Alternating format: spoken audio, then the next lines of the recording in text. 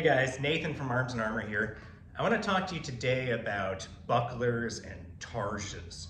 Right? So one-handed shields that you tend to hold with your arm extended. Now this is our square targe. It's a replica inspired by one that's in the Wallace collection and by similar pieces that are in, for example, Achille Marozzo's 16th century fight book. This shield was designed to be used with a sword in one hand and the shield in the other, extended outward.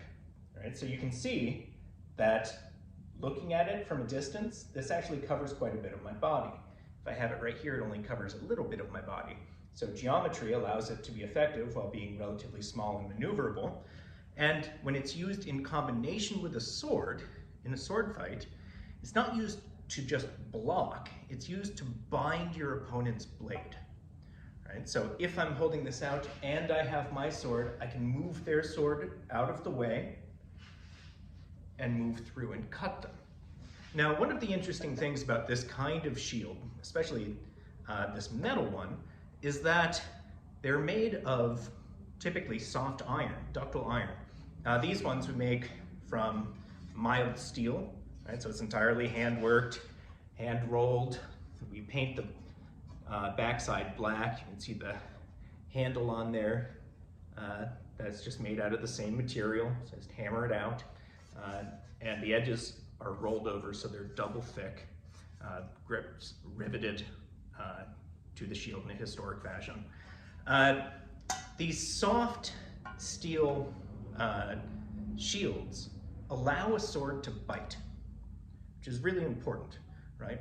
Wooden bucklers, wooden Viking shields, even soft iron or steel shields, when a sword hits the edge, it doesn't just bounce off, right?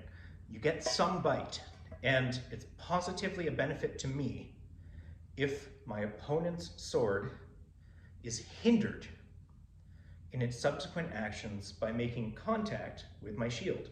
Now, the one in the Wallace collection has raised bars on it that are designed to even more effectively capture the point of your opponent's sword.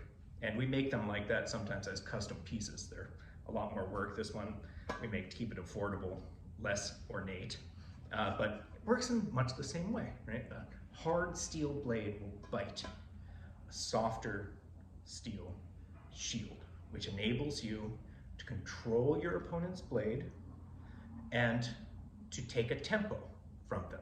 Their blade is hindered, captured, or even moved aside for just a fraction of a second. That's all you need to take advantage of the break in rhythm and to stab them, right? To wound your opponent. So these kinds of things, right, were in large part a kind of disposable martial device. Right? It's one of the reasons there aren't a lot of them left historically. They would take damage when you fought with them, but think of it like a modern bulletproof vest. Right? If you get shot and that vest saves you, that was great, and then you get a new vest. Right? You don't keep using it.